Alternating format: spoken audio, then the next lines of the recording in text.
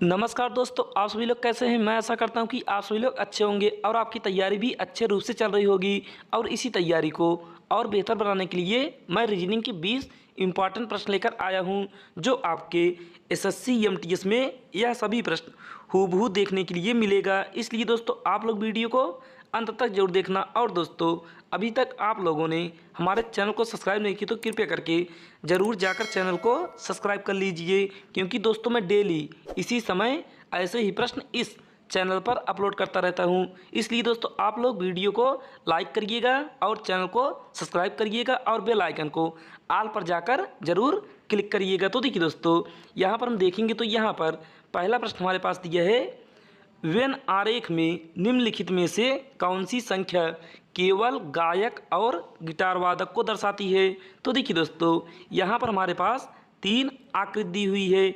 एक आकृति है हमारा आयत, और आयत हमारा दर्शाता है नायक को। उसके बाद यहाँ पर आगे दिया है त्रिभुज, और त्रिभुज दर्शाता है हमारा गायक को। उसके बाद आगे यहाँ पर दिया है वृत्त, और वृत्त दर्शाता है गिटार वादक को। तो देखिए दोस्तों, यहाँ पर हमसे प्रश्न पूछा है कि केवल केवल गायक और गिटार वादक को दर्शाती है। यानी कि दोस्तों यहाँ पर अगर केवल दिया है तो यहाँ पर हम नायक को छोड़ देंगे, क्योंकि दोस्तों यहाँ पर केवल का मतलब यही है कि आप इस प्रश्न में जिसको बारे में यानी कि जिसके बारे में कहा है आप उसी को सिर्फ बताएंगे। तो देखिए दोस्तों, यहाँ पर हम देखेंगे तो यहाँ पर गायक का चित्र यानी कि गायक की आकृति त्रिभुज है। तो यहाँ पर त्रिभुज के अंदर जो संख्या होगी, और उसके बाद यहाँ पर गिटार वादक का यानी कि गिटार वादक की आकृति वृत्त है, और जो वृत्त के अंदर होगा उसी संख्या को हम लेंगे। तो यहाँ पर दोस्तों हमारा सिर्फ एक ऐसी संख्या है जो वृत्त और त्रिभुज के दोनों के अंदर है, तो वह होगा सिर्फ 6। तो यहाँ पर 6 होगा हमारा राइट आंसर, जो कि ऑप्शन नंबर सी में दिया है। तो यही सी होगा हमारा करेक्ट उत्तर। तो फिर चलिए दोस्तों, आपको वीडियो अच्छी लगी हो तो यानी कि आपको यह प्रश्न समझ में आया हो तो आप वीडियो को ज़रूर एक लाइक करिएगा, और दोस्तों अपने फ्रेंड के पास ज़रूर शेयर करिएगा। अब हम देखते हैं प्रश्न संख्या दूसरे को। तो देखिए दोस्तों, दूसरा प्रश्न यहाँ पर दिया है, एक विशिष्ट कूट भाषा में TRIM को 6 7 9 4 के रूप में कूटबद्ध किया जाता है, और MINT को 3 6 7 9 के रूप में कूटबद्ध किया जाता है। दी गई कूट भाषा में R के लिए कूट क्या है। तो देखिए दोस्तों, आपको यहाँ पर बताना है कि इस R के लिए क्या कूट किया जाएगा। तो यहाँ पर ऊपर दिया है हमारे पास TRIM, और इसका कूट भाषा दिया है 6 7 9 और 4। उसके बाद आगे यहाँ पर दिया है MINT, तो यहाँ पर लिखेंगे MINT। अब इसे कूट किया गया है दोस्तों यहाँ पर 3 6 7 और 9। अब देखिए दोस्तों, यहाँ पर हम देखेंगे तो यहाँ पर लेटर में और गिनती में कौन कौन सा कॉमन है। तो यहाँ पर हम देखेंगे तो यहाँ पर लेटर में हमारा T कॉमन है, उसके बाद I, उसके बाद M। अब देखिए दोस्तों, यहाँ पर अब गिनती में देखेंगे तो यहाँ पर हमारे पास गिनती में 6 कॉमन है, उसके बाद 7 कॉमन है, उसके बाद यहाँ पर 9 कॉमन है। अब देखिए दोस्तों, यहाँ पर देखेंगे तो यहाँ पर कौन कौन सा लेटर और कौन कौन सा संख्या यानी कि कौन कौन सी संख्या बची हुई है। तो यहाँ पर देखेंगे तो यहाँ पर R बचा है, और यहाँ पर 4, उसके बाद यहाँ पर N, और यहाँ पर 3। तो देखिए दोस्तों, हमसे प्रश्न पूछा है कि R के लिए कूट क्या है। तो यहाँ पर R के लिए कूट होगा हमारा 4, जो कि ऑप्शन नंबर बी में दिया है। तो ये बी होगा करेक्ट उत्तर। तो फिर चलिए दोस्तों, ऐसे ही एक प्रश्न और देखते हैं। तो देखिए दोस्तों, यहाँ पर तीसरा प्रश्न हमारे पास दिया है, एक विशिष्ट कूट भाषा में MOST को 3 4 7 2 के रूप में कूटबद्ध किया जाता है, और STOW को 2 6 3 4 के रूप में कूटबद्ध किया जाता है। दी गई कूट भाषा में यम के लिए कूट क्या है। तो देखिए दोस्तों, आप यहाँ पर सबसे पहले लिखेंगे MOST। अब इसके लिए कूट किए गए हैं यहाँ पर 3 4 7 और 2। उसके बाद यहाँ पर आगे दिया है STOW, और यहाँ पर कूट किए गए हैं 2 6 3 4। अब देखिए दोस्तों, यहाँ पर हम देखेंगे तो लेटर में हमारे पास यस कॉमन है, टी कॉमन है, ओ कॉमन है, और यहाँ पर गिनती में दोस्तों हमारा गिनती में 3 कॉमन है, 2 कॉमन है, और यहाँ पर 4 कॉमन है। तो यहाँ पर दोस्तों हमारे पास बचा क्या, यहाँ पर हम देखेंगे लेटर में तो यहाँ पर बचा है यम, और गिनती में 7। उसके बाद यहाँ पर लेटर में देखेंगे दूसरी लाइन में यानी कि दूसरी पंक्ति में यहाँ पर डब्लू बचा है, और यहाँ पर 6। तो देखिए दोस्तों यहाँ पर यम का कूट होगा 7 और डब्लू का होगा 6। तो यहाँ पर हमसे प्रश्न पूछा है कि यहाँ पर दोस्तों हमसे प्रश्न पूछा है कि यम का कूट क्या होगा। तो यहाँ पर दोस्तों यम का कूट होगा हमारा 7, जो कि ऑप्शन नंबर डी में दिया, तो ये डी होगा हमारा करेक्ट आंसर। तो फिर चलिए दोस्तों अब हम देखते हैं प्रश्न संख्या चौथे को। तो देखिए दोस्तों चौथा प्रश्न यहाँ पर दिया है हमारे पास, अनुक्रम में ऐसी कितनी सम संख्याएँ हैं जिनके ठीक पहले एक विषम संख्या है। यानी कि दोस्तों यहाँ पर हमारे पास एक अनुक्रम दिया है, उसके बाद यहाँ पर हमें बताना है कि कितनी ऐसी सम संख्याएं हैं जिनके ठीक पहले एक विषम संख्याएं हैं। तो देखिए दोस्तों सम संख्या किसे कहते हैं, सम संख्या उसे कहते हैं जो दो से आसानी से कट जाए, और विषम संख्या उसे कहते हैं जो 2 से आसानी से न कटे। यह एक साधारण परिभाषा था। तो देखिए दोस्तों यहाँ पर हम ढूंढेंगे इस अनुक्रम में ढूंढेंगे तो यहाँ पर हमारे पास यहाँ पर दिया है एक सम संख्या, यानी कि 2 जो है यह एक सम संख्या है, और इसके पहले एक विषम संख्या है। तो यहाँ से हमारे पास एक जोड़ा प्राप्त हो गया। उसके बाद फिर आगे बढ़ेंगे तो यहाँ पर दिया है 6, और 6 के पहले एक विषम संख्या है, तो यहाँ पर एक जोड़ा और प्राप्त हो गया। उसके बाद फिर आगे बढ़ेंगे तो यहाँ पर दिया है 8, और 8 के पहले एक विषम संख्या है, तो यहाँ पर एक जोड़ा और प्राप्त हो गया। उसके बाद दोस्तों यहाँ पर दिया है 4, लेकिन 4 के पहले यहाँ पर 8 दिया है जो कि एक सम संख्या है। उसके बाद फिर आगे बढ़ेंगे तो यहाँ पर दिया है 2, और 2 के पहले एक विषम संख्या है यानी कि 3। अब उसके बाद यहाँ पर और आगे बढ़ेंगे तो यहाँ पर दिया है 6 के आगे यानी कि 6 के पहले यहाँ पर एक 7 दिया है जो कि एक विषम संख्या है। उसके बाद यहाँ पर दिया है 4 के पहले एक सम संख्या है, तो इसे हम रहने देंगे। उसके बाद यहाँ पर दिया है 2, और 2 के पहले एक विषम संख्या यानी कि 7, तो यहाँ पर एक जोड़ा और बन गया। तो देखिए दोस्तों अब इसे गिनेंगे तो यहाँ पर टोटल कितना होगा, यहाँ पर गिनेंगे तो 1 2 3 4 5 6, यानी कि यहाँ पर राइट आंसर होगा हमारा 6, यानी कि 6 होगा करेक्ट उत्तर, जो कि ऑप्शन नंबर बी में दिया है, तो ये बी होगा हमारा करेक्ट आंसर। तो फिर चलिए दोस्तों अब हम देखते हैं प्रश्न संख्या 5 को। तो देखिए दोस्तों पाँचवा प्रश्न यहाँ पर हम पढ़ेंगे तो यहाँ पर हमारे पास दिया है अंग्रेजी वर्णमाला श्रृंखला के दाएं छोर से, अंग्रेजी वर्णमाला श्रृंखला के दाएं छोर से 16वें अक्षर के दाएं से चौथा अक्षर कौन सा है।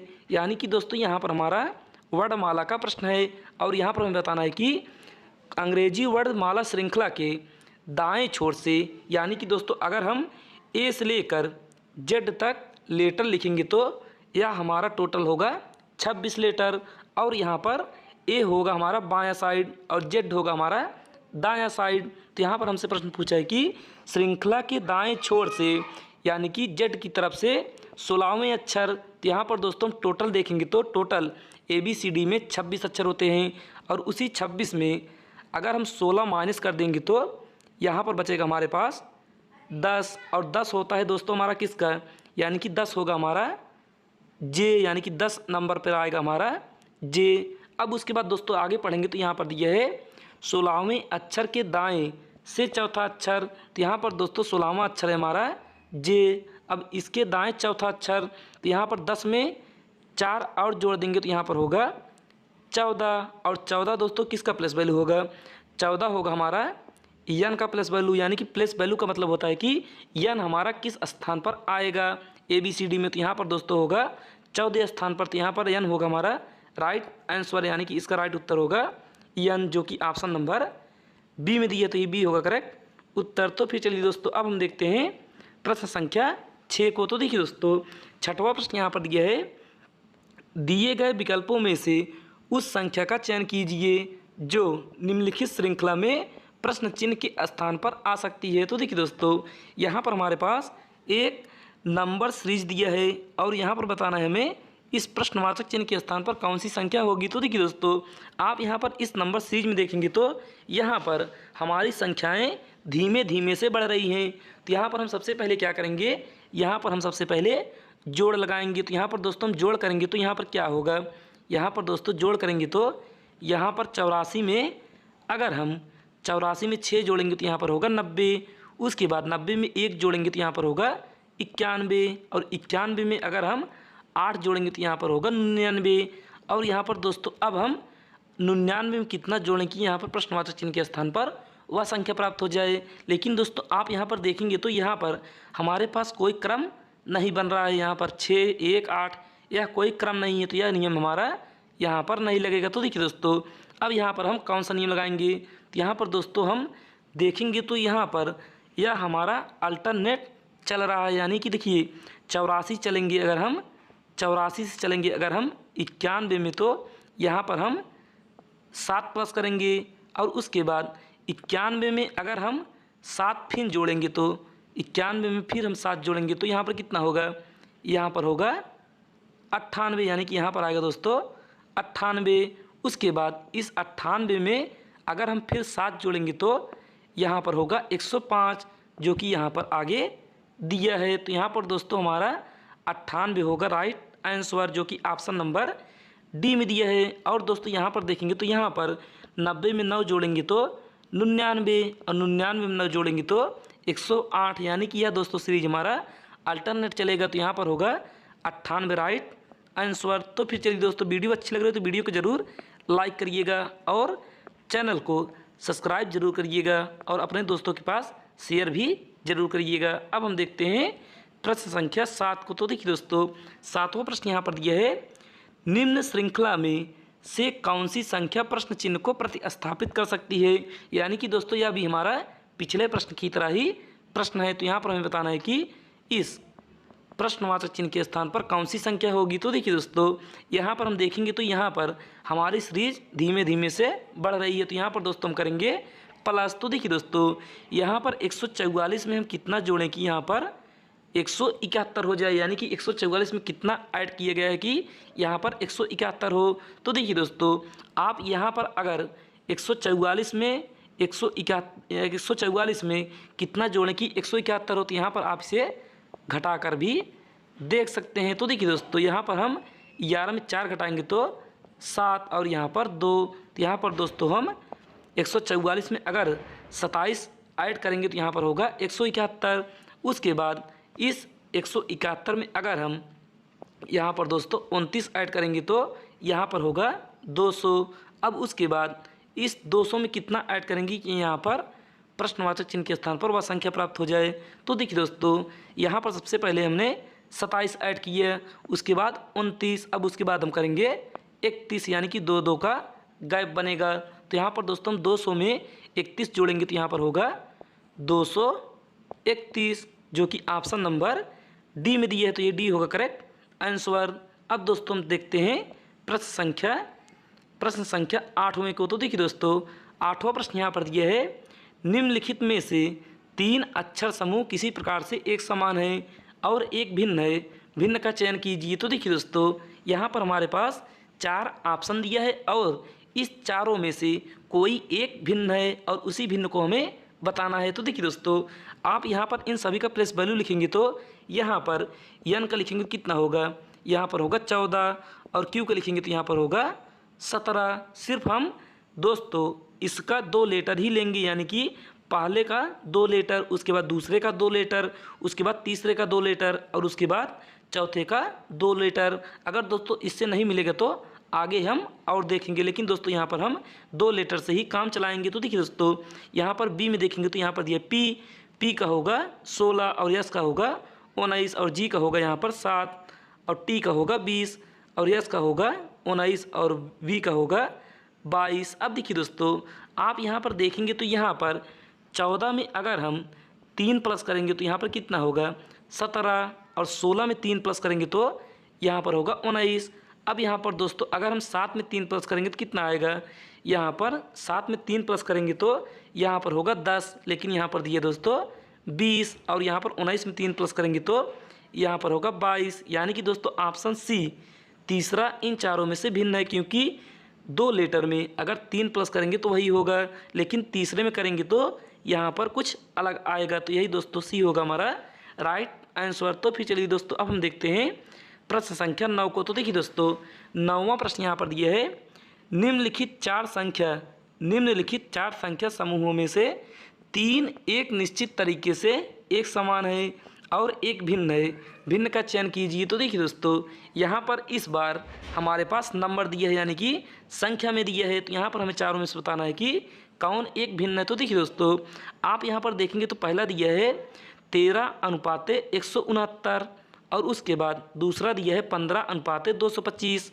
और तीसरा दिया है 21:431 और यहाँ पर चौथा दिया है 12:144। तो देखिए दोस्तों आप यहाँ पर देखेंगे तो यहाँ पर 13 का अगर हम स्क्वायर करते हैं, यानी कि 13 की पावर 2 करेंगे तो यहाँ पर होगा हमारे पास 13 में 169, जो कि यहाँ पर आगे दिया है। उसी प्रकार से इस 15 का अगर हम स्क्वायर करेंगे तो यहाँ पर होगा 15 में 225, जो कि यहाँ पर आगे दिया है। उसी प्रकार से अब हम तीसरे में करेंगे तो यहाँ पर हमारे पास दिया है तीसरा 21। अब 21 का स्क्वायर करेंगे दोस्तों तो कितना आएगा, 21 का स्क्वायर करेंगे तो यहाँ पर होगा 441। लेकिन दोस्तों यहाँ पर देखेंगे तो यहाँ पर दिया है 431, यानी कि इन तीनों में से ए बी और डी में सी हमारा अलग है। तो यही सी होगा हमारा राइट आंसर, यानी कि 21:431 होगा करेक्ट उत्तर। तो फिर चलिए दोस्तों अब हम देखते हैं प्रश्न संख्या 10 को। तो देखिए दोस्तों 10वां प्रश्न यहाँ पर पढ़ेंगे तो यहाँ पर हमारे पास दिया है, उस विकल्प का चयन कीजिए जो तीसरे शब्द से उसी प्रकार संबंधित है जिस प्रकार दूसरा शब्द पहले सबसे संबंधित है। तो देखिए दोस्तों यहाँ पर हमारे पास दिया है जनवरी अनुपात 31, उसके बाद समानुपात मार्च अनुपाते खाली स्थान। तो देखिए दोस्तों आपको यहाँ पर यह बताना है कि जनवरी का संबंध जिस प्रकार से 31 से है उसी प्रकार मार्च का संबंध क्या होगा। तो देखिए दोस्तों आप यहाँ पर सबसे पहले देखेंगे तो जनवरी का जो महीना होता है इसमें टोटल 31 दिन होता है, और दोस्तों वही हम देखेंगे कि मार्च का महीने में कौन सा, यानी कि मार्च के महीने में टोटल दिन कितना होता है। तो आप जनरली जानते हैं कि मार्च के महीने में टोटल 31 दिन होता है। तो यहाँ पर खाली स्थान पर आएगा 31, जो कि ऑप्शन नंबर ए में दिए है। तो यही ए होगा हमारा करेक्ट आंसर। तो फिर चलिए दोस्तों अब हम देखते हैं अगले प्रश्न को। तो देखिए दोस्तों यहाँ पर 11 नंबर का प्रश्न दिया है, उस विकल्प का चयन कीजिए जो तीसरी संख्या से उसी प्रकार संबंधित है जिस प्रकार दूसरी संख्या पहले संख्या से संबंधित है। तो देखिए दोस्तों यहाँ पर हमारे पास दिया है प्रश्न 18:9, उसके बाद 12 प्रश्नवाचक चिन्ह। तो देखिए दोस्तों आप यहाँ पर देखेंगे तो यहाँ पर 18 और 9 दिया है। तो यहाँ पर हम सबसे पहले ढूंढेंगे कि 18 में ऐसा क्या नियम लगाएं कि यहाँ पर 9 प्राप्त हो जाए, और वही 12 में करेंगे कि यहाँ पर प्रश्नवाचक चिन्ह के स्थान पर वह संख्या प्राप्त हो। तो देखिए दोस्तों आप यहाँ पर सबसे पहले क्या सोचेंगे, आप यहाँ पर सोचेंगे कि सबसे पहले 18 में अगर हम 2 से भाग देंगे तो यहाँ पर होगा 9, जो कि आगे यहाँ पर दिया है। उसी प्रकार से 12 में अगर आप 2 से भाग देंगे तो यहाँ पर होगा 6, लेकिन आपके किसी भी ऑप्शन में 6 नहीं दिया है, तो यह नियम हमारा यहाँ पर नहीं लगेगा। तो देखिए दोस्तों यहाँ पर हम अगला नियम क्या लगाएंगे, अगला नियम यहाँ पर हम यह लगाएंगे कि आप यहाँ पर सबसे पहले इस 18 का करेंगे स्क्वायर। तो यहाँ पर 18 का स्क्वायर करेंगे तो कितना होगा, यहाँ पर 18 का स्क्वायर करेंगे तो यह होगा 324। अब इस 324 को जोड़ेंगे तो यहाँ पर कितना आएगा, 3 में 2 जोड़ेंगे तो 5 और 5 में 4 जोड़ेंगे तो 9, यानी कि यहाँ पर होगा 9, जो कि आगे दिया है। उसी प्रकार से दोस्तों यहाँ पर हम 12 का स्क्वायर करेंगे तो 12 का स्क्वायर होता है 144। अब 144 को, अब इस 144 का अगर हम टोटल करेंगे कितना होगा, 1 4 5 और 5 4 9, यानी कि इसका भी टोटल होगा 9, जो कि ऑप्शन नंबर बी में दिए। तो ये बी होगा हमारा करेक्ट आंसर। तो फिर चलिए दोस्तों अब हम देखते हैं प्रश्न संख्या 12 को। तो देखिए दोस्तों 12 नंबर का प्रश्न यहाँ पर दिया है, दिए गए पैटर्न का ध्यानपूर्वक अध्ययन कीजिए और उस संख्या का चयन कीजिए जो इसमें प्रश्न चिन्ह को प्रतिस्थापित कर सकता है। तो देखिए दोस्तों, यहाँ पर हमारे पास दिया है पहले पंक्ति में, यहाँ पर दोस्तों हमारे पास पहले पंक्ति में दिया है 14, 21 और 165, यानी कि 14 और 21 में ऐसा क्या नियम लगाएं कि यहाँ पर 165 प्राप्त हो जाए, और वही नियम हम दूसरे पंक्ति में लगाएंगे और वही नियम हम तीसरे पंक्ति में लगाएंगे। तो देखिए दोस्तों, आप यहाँ पर 14 में और 21 में क्या करेंगे, तो यहाँ पर आप सबसे पहले 14 में करेंगे 1 प्लस, यानी कि 14 में जोड़ेंगे 1, तो 14 में 1 जोड़ेंगे तो यहाँ पर होगा 15। उसके बाद यहाँ पर आप करेंगे गुणा। अब उसके बाद 21 में आप करेंगे 1 प्लस, उसके बाद उसमें भाग देंगे 2 से, तो यहाँ पर 21 में 1 जोड़ेंगे तो यहाँ पर होगा 22, और 22 में अगर हम 2 से भाग देंगे तो यहाँ पर आएगा 11। अब यहाँ पर दोस्तों हम 15 का गुणा 11 में करेंगे तो यहाँ पर होगा 165, जो कि यहाँ पर दिया है। उसी प्रकार से दोस्तों हम पंक्ति तीसरे में देखेंगे, यानी कि पंक्ति नंबर तीसरे में चेक करेंगे। अगर यही नियम फॉलो होता है तो यही नियम हम पंक्ति दूसरे में लगाएंगे। तो देखिए दोस्तों, आप यहाँ पर सबसे पहले क्या करेंगे, यहाँ पर दिया है 10, 17। अब यहाँ पर हम 10 में 1 प्लस करेंगे तो यहाँ पर 10 में 1 जोड़ेंगे तो यहाँ पर होगा 11। उसके बाद यहाँ पर करेंगे गुणा। अब उसके बाद 17 में 1 जोड़ेंगे तो यहाँ पर होगा 18, और 18 का आधा करेंगे, यानी कि 18 में 2 से भाग देंगे तो यहाँ पर आएगा हमारे पास 9, और 11 और 9 का गुणा करेंगे तो यहाँ पर होगा 99, जो कि यहाँ पर आगे दिया है। इसी प्रकार से दोस्तों अब हम 13 और 19 में करेंगे। तो देखिए दोस्तों, यहाँ पर 13 और 19 में करेंगे तो यहाँ पर सबसे पहले हम 13 में 1 प्लस करेंगे तो यहाँ पर 13 में 1 जोड़ेंगे तो यहाँ पर होगा 14। उसके बाद बीच में करेंगे गुणा। अब 19 में 1 जोड़ेंगे तो यहाँ पर होगा 20, और 20 का आधा करेंगे तो यहाँ पर होगा 10। अब 14 का गुणा 10 में करेंगे तो यहाँ पर होगा 140, जो कि इस प्रश्नवाचक चिन्ह के स्थान पर आएगा 140, जो कि ऑप्शन नंबर ए में दिया है। तो ये ए होगा हमारा करेक्ट आंसर। तो फिर चलिए दोस्तों, अब हम देखते हैं प्रश्न संख्या 13 को। तो देखिए दोस्तों, 13 नंबर का प्रश्न यहाँ पर दिया है, यदि प्लस का अर्थ गुणा है, गुणा का अर्थ माइनस है, और माइनस का अर्थ भाग है, यानी कि प्लस का अर्थ गुणा, गुणा का अर्थ घटाव, घटाव का अर्थ भाग, और भाग का अर्थ जोड़ है, तो निम्नलिखित समीकरण में प्रश्न चिन्ह के स्थान पर क्या आएगा। तो देखिए दोस्तों, इस समीकरण में हमें ऊपर दिए हुए प्रश्न के अनुसार सभी चिन्हों को आपस में बदलना है। तो देखिए दोस्तों, आप यहाँ पर सबसे पहले लिखेंगे समीकरण को, तो यहाँ पर होगा 9। अब प्लस के स्थान पर करेंगे हम गुणा, और आगे दिए है 3। उसके बाद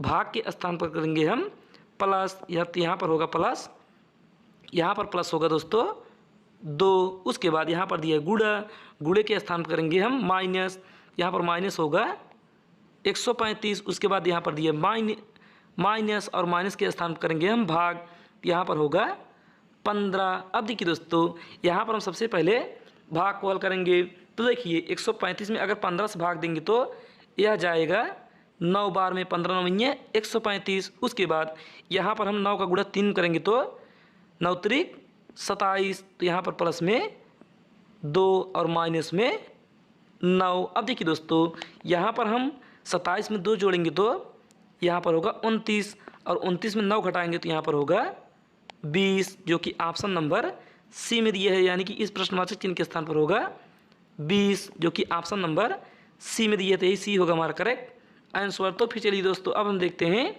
प्रश्न संख्या 14 को। तो देखिए दोस्तों, 14 नंबर का प्रश्न यहाँ पर दिया है, किन दो गणती संक्रियाओं को आपस में बदलने से नीचे दिए गए समीकरण संतुलित हो जाएगा।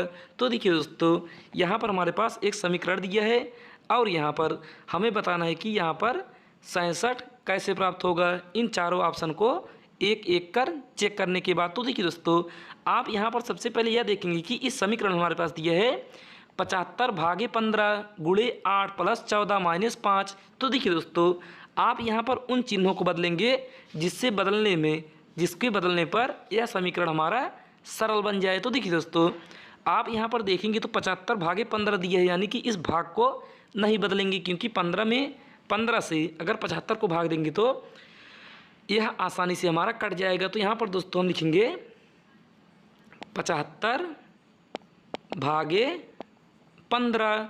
उसके बाद दोस्तों यहाँ पर हम देखिए भाग को छोड़ देंगे और यहाँ पर दिया है भाग, तो यहाँ पर इसे छोड़ देंगे। तो यहाँ पर हम देखेंगे ऑप्शन सी को, तो यहाँ पर दिया माइनस और गुणा, तो यहाँ पर दोस्तों गुणा दिया है तो यहाँ पर करेंगे -8। उसके बाद यहाँ पर प्लस है तो यहाँ पर करेंगे +14। अब उसके बाद यहाँ पर माइनस है तो यहाँ पर करेंगे गुणे 5। अब देखिए दोस्तों यहाँ पर हम 75 में 15 से भाग देंगे तो यह जाएगा 15 × 5 = 75। उसके बाद -8, उसके बाद प्लस, अब 14 का गुणा 5 करेंगे तो 14 × 5 = 70। अब देखिए दोस्तों यहाँ पर हम 5 में 8 घटाएंगे तो यहाँ पर आएगा -3, क्योंकि माइनस वाला संख्या बड़ी है।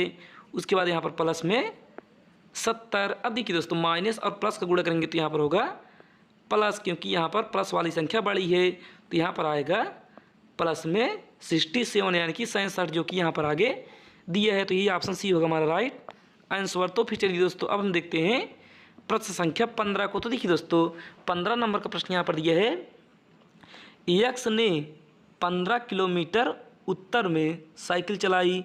यक्स ने 15 किलोमीटर उत्तर में साइकिल चलाई, फिर 20 किलोमीटर बाईं ओर को चलाई, यानी कि 20 किलोमीटर बाईं ओर साइकिल और चलाई।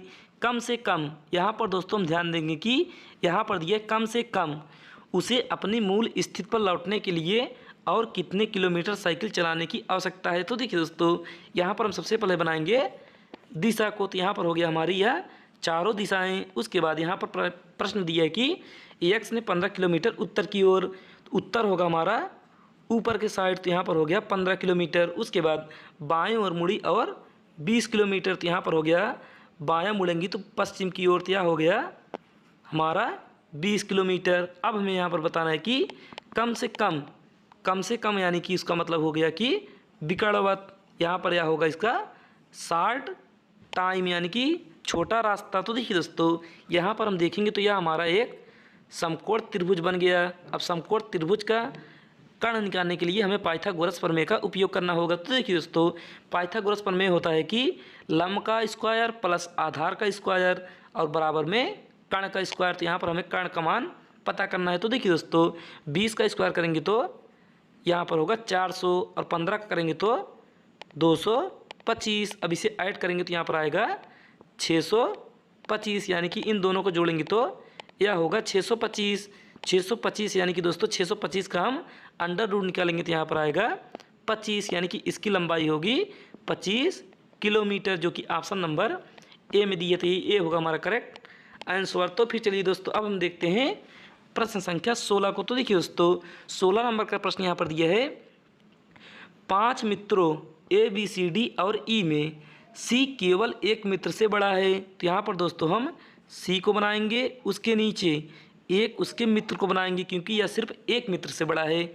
उसके बाद आगे फिर दिया यहाँ पर E D से बड़ा है, तो यहाँ पर E जो है D से बड़ा है। उसके बाद फिर आगे पढ़ेंगे केवल 2 व्यक्ति D से बड़े हैं, तो यहाँ पर एक व्यक्ति और ऊपर होगा। तो यहाँ पर फिर आगे पढ़ेंगे तो B E से बड़ा है, तो यहाँ पर दोस्तों जो खाली स्थान है यहाँ पर होगा B। तो यहाँ पर अब इसे हम बैठाएंगे तो यहाँ पर D, यहाँ पर E और यहाँ पर B। तो यहाँ पर बचा सिर्फ हमारे पास A। तो A होगा दोस्तों एकदम नीचे। तो यहाँ पर हमसे प्रश्न पूछा है कि सभी मित्रों में से सबसे छोटा कौन है। तो सबसे छोटा A है हमारा, जो कि ऑप्शन नंबर D में दिए, तो ये D होगा करेक्ट आंसर। तो फिर चलिए दोस्तों अब हम देखते हैं प्रश्न संख्या 17 को। तो देखिए दोस्तों 17 नंबर का प्रश्न यहाँ पर दिया है, उस बिन आरेख का चयन कीजिए जो निम्नलिखित वर्गों के बीच संबंध को सर्वोत्तम रूप से दर्शाता है। तो देखिए दोस्तों यहाँ पर हमारे पास दिया सबसे पहले पिता, उसके बाद आगे दिया यहाँ पर पुरुष और उसके बाद आगे दिया यहाँ पर अंकल। तो देखिए दोस्तों आप इसका बिन आरेख कैसे बनाएंगे। तो यहाँ पर आप सबसे पहले बनाएंगे पिता का, तो यहाँ पर हम बना लेते हैं पिता का। उसके बाद फिर आगे यहाँ पर दिया है पुरुष। अब यहाँ पर हम पुरुष का बिन आरेख बनाने से पहले यह देखेंगे कि पिता से कोई संबंध है कि नहीं। तो यहाँ पर दोस्तों जो पिता होगा वह एक पुरुष होगा, यानी कि पुरुष के अंदर आएगा पिता। उसके बाद फिर आगे देखेंगे तो यहाँ पर दिया है अंकल। अब अंकल को देखेंगे तो यहाँ पर अंकल का संबंध पुरुष से है कि नहीं और पिता से है कि नहीं। तो देखिए दोस्तों कुछ अंकल यानी कि जो अंकल होंगे यह भी एक पुरुष होंगे, लेकिन कुछ अंकल पिता भी होते हैं। तो यहाँ पर दोस्तों बनेगा अंकल हमारा पिता के साथ कुछ का संबंध होगा और पुरुष के अंदर होगा। तो यहाँ पर दोस्तों इस तरह का हमारा व्यंग आरेख बनेगा। और ऐसा व्यंग आरेख दोस्तों आपको किस ऑप्शन में दिखाई दे रहा है? तो ऐसा दोस्तों हमें ऑप्शन नंबर बी में दिया है। तो ये बी होगा हमारा करेक्ट आंसर। तो फिर चलिए दोस्तों अब हम देखते हैं प्रश्न संख्या 18 को। तो देखिए दोस्तों 18 नंबर का प्रश्न यहाँ पर दिया है कथन। पहला कथन दिया है सभी अलमारी सेल्फ हैं। तो यहाँ पर दोस्तों बनाएंगे सभी अलमारी को दर्शाएंगे ए से। तो सभी अलमारी सेल्फ हैं, तो सेल्फ को दर्शाएंगे यस से। उसके बाद फिर आगे देखेंगे तो आगे यहाँ पर दिया है सभी सेल्फ दराज हैं। तो यहाँ पर सभी सेल्फ होगा अंदर, तो यहाँ पर दराज को दर्शाएंगे डी से। उसके बाद देखिए दोस्तों अब यहाँ पर हमारा व्यंग आरेख बन गया। अब यहाँ पर हम देखेंगे निष्कर्ष। तो यहाँ पर पहला निष्कर्ष दिया है, पहला निष्कर्ष सभी अलमारी दराज हैं। तो यहाँ पर दोस्तों अलमारी अंदर है और दराज बाहर है। तो यहाँ पर हमारा पहला निष्कर्ष सही होगा क्योंकि सभी अलमारी दराज हैं। उसके बाद दूसरा देखेंगे तो यहाँ पर दिया है सभी दराज सेल्फ हैं। तो यहाँ पर दोस्तों दराज हमारा बाहर है और दराज बाहर है और सेल्फ अंदर है। तो यहाँ दोस्तों हमारा कुछ दराज सेल्फ हैं। तो यहाँ से हमारा ऑप्शन यानी कि निष्कर्ष दूसरा गलत हो गया। तो यहाँ पर ऑप्शन हमारा सिर्फ डी सही होगा क्योंकि यहाँ पर केवल निष्कर्ष एक अनुसरण करता है। तो यही होगा हमारा करेक्ट आंसर। तो फिर चलिए दोस्तों अब हम देखते हैं प्रश्न संख्या 19 को। तो देखिए दोस्तों 19 नंबर का प्रश्न यहाँ पर दिया है एक ही पासे की दो तरीके दिखाई गई हैं। एक ही पासे की दो तरीके दिखाए गए हैं, उस संख्या का चयन करें जो संख्या 5 के विपरीत होगा। तो देखिए दोस्तों यहाँ पर हमारे पास दो पासा दिया है और यहाँ पर हमें बताना है कि 5 की विपरीत संख्या कौन सी होगी। तो देखिए दोस्तों आप इन दोनों पासों में देखेंगे तो यहाँ पर हमारे पास दो सतह, यहाँ पर दोस्तों 5 के विपरीत हमें बताना है। तो यहाँ पर हम देखेंगे तो यहाँ पर हमारे पास एक सतह कॉमन है, यहाँ पर 5 और यहाँ पर 5। अब 5 को पकड़ेंगे और घड़ी की दिशा में घुमाएंगे। तो देखिए दोस्तों यहाँ पर 5 लिखेंगे, उसके बाद 5 के बाद 4 और 4 के बाद 1 और यहाँ पर 5 पकड़ेंगे और 5 के बाद 2 और 2 के बाद 6। तो देखिए दोस्तों यहाँ पर 1 के विपरीत 6 और 6 के विपरीत 1, उसके बाद 4 के विपरीत 2 और 2 के विपरीत 4। तो यहाँ पर दोस्तों 5 के विपरीत 5 तो होगा नहीं, जो इसमें नहीं दिखाई दे रहा है वही 5 के विपरीत होगा। तो यहाँ पर होगा दोस्तों 5 के विपरीत 3 जो कि ऑप्शन नंबर बी में दिए। तो ये बी होगा करेक्ट आंसर। तो फिर चलिए दोस्तों अब हम देखते हैं प्रश्न संख्या 20 को यानी कि आज का आखिरी प्रश्न। तो देखिए दोस्तों आखिरी प्रश्न यहाँ पर दिया है बी और सी क्रमशः पति और पत्नी हैं। तो यहाँ पर दोस्तों बी होगा पति और पति है तो इसे दर्शाएंगे चतुर्भुज से। और यहाँ पर पति पत्नी का संबंध तो यहाँ पर होगा बराबर का चिन्ह और यहाँ पर सी पत्नी है। उसके बाद आगे यहाँ पर दिया है यम के और सी का पिता है। तो यहाँ पर दोस्तों जो यम है वह के और सी का पिता है। तो यहाँ पर के होगा सी का भाई या बहन। उसके बाद यह यम पिता है तो यम होगा सी के ऊपर या फिर के ऊपर। लेकिन दोस्तों यहाँ पर हमसे प्रश्न पूछा है अब बी यम से किस प्रकार संबंधित है। यहाँ पर दोस्तों बी है और यहाँ पर यम है। तो यहाँ पर क्या लगेगा बी यम का क्या लगेगा, यम की बेटी सी है और सी का पति बी है। तो यहाँ पर यम का लगेगा दामाद जो कि ऑप्शन नंबर सी में दिया है। तो यही होगा करेक्ट आंसर। तो फिर चलिए दोस्तों आपको अगर हमारी वीडियो अच्छी लगी तो कृपया करके वीडियो को लाइक करिएगा और चैनल को ज़रूर सब्सक्राइब कर लीजिएगा और दोस्तों अपने फ्रेंड के पास ज़रूर इस वीडियो को शेयर करिएगा। आज के लिए बस नहीं, धन्यवाद। अब मिलते हैं अगले क्लास में कुछ महत्वपूर्ण प्रश्नों के साथ।